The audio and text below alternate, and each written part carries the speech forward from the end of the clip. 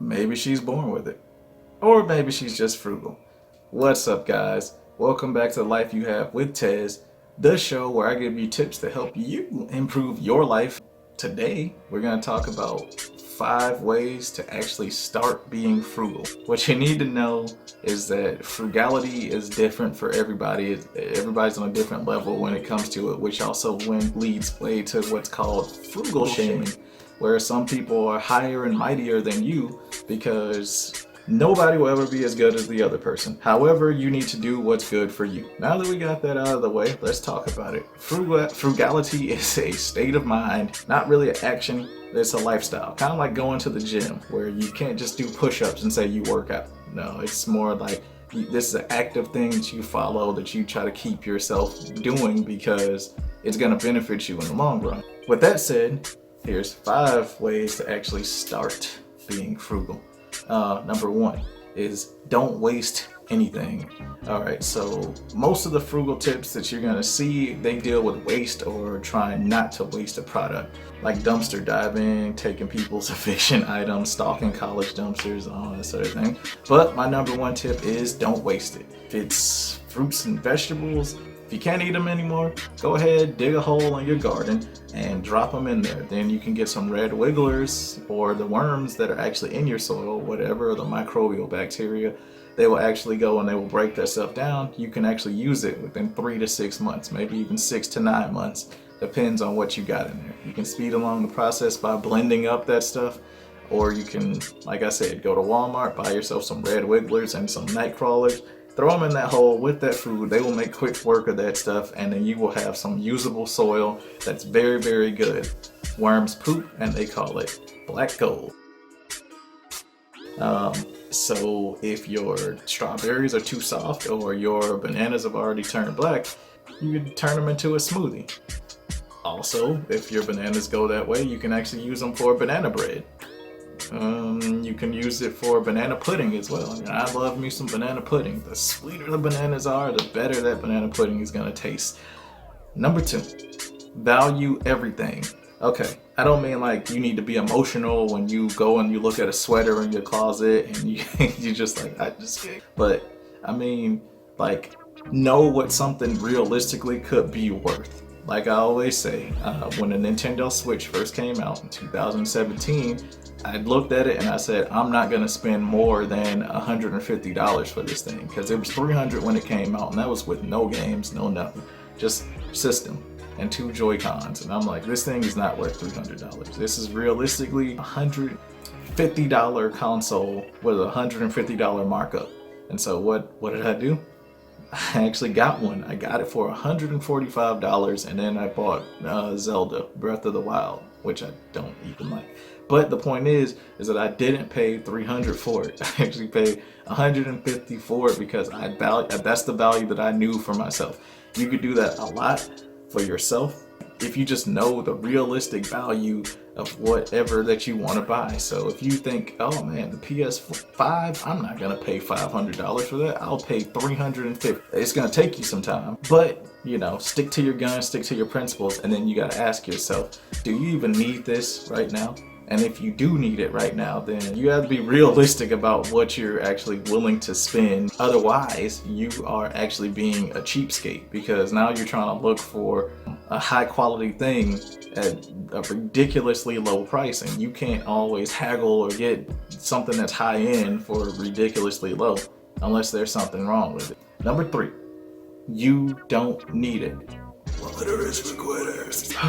You only need food, water, and shelter, possibly a religious deity to keep your morale up. CM Punk, the best wrestler in the world, famously stated on his special, Best in the World, that he only owned 1 pair of jeans and a hoodie because he was ridiculously cheap. Like that, he was a guy who lived because he was so used to not having, and he had an abusive childhood and teenage year and all that stuff, and he didn't have anything. So he was used to that life of just only having what he needed so he could go to somebody's house and crash there and then go somewhere else.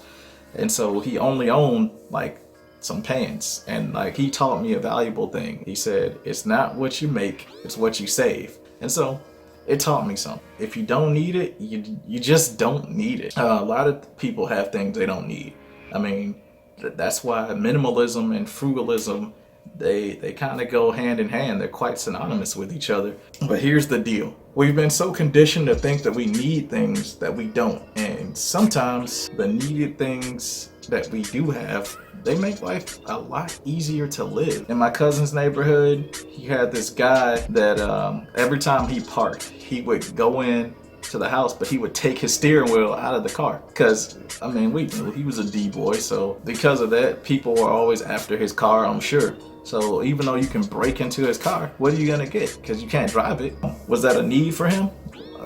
Absolutely, because in his line of work, there's a lot of people that want to see him done in somewhere, sleeping with the fishes, belly up, cashing in his chips, meeting his maker. All right, number 4, have the essentials. Okay, so when I was 18, I wanted all the stuff that 18-year-old boys wanted. Like, I wanted clothes, I wanted a girl, I wanted more money, and then I got the money, and then I got the clothes. But I couldn't nail the girl thing, no pun intended. But now at 32 years old, I look back and I'm like, I see all this stuff and t-shirts and pants, and I'm like, realistically, I could have just been fine with basketball shorts. You don't have to think hard about what to wear. Essentially, when you dumb down your clothes, you really don't have any options, which means you're just fine with what you got. And when it's time to get fancy, you know, have a suit and tie. I have exactly one suit, and it's gray. And when I went to a social gathering, I felt so embarrassed because everybody in there, we all had the same suit. When I step in there, everybody has that shiny gray suit on. I felt like, this is awkward. I digress. Casual wear will do you just fine, unless you're trying to impress somebody or pick up girls or guys.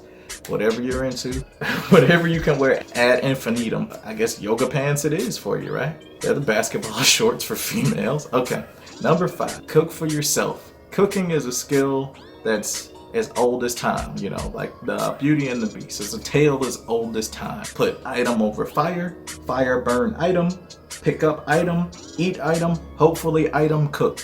Yeah, granted, grilling is the most primal of all the cooking methods. It's still a way to cook your own food instead of having someone else do it for you, because then you become a provider instead of a consumer. And when you're a consumer, you're a sucker because you will pay for anything. You can't do any better for yourself. You could do a little something with some ground turkey, spaghetti sauce, and tomato. You could do a lot with that base working knowledge.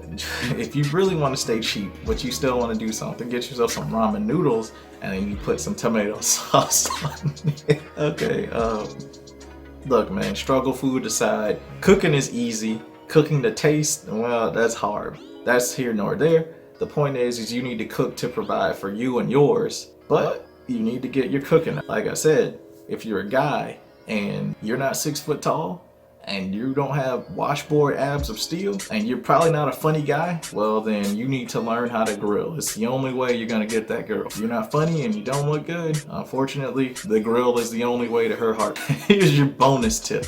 Spending quality family time. I'm glad that you knew that one. Okay, so it's free, cheap, and it's easy to do because you really don't have to get your kids anything to spend time with them. You know, cards, a board game, anything. Just talk to your kids, hang out with them, hang out with your family and stuff. See how they're doing, check up on them, you know, build that family unit. Like that's what we're missing these days, and everybody has a cell phone, everybody's in their own screen. It's free and it's cheap if you just play Uno with your kids. Why would that be a tip that I would say for going frugal?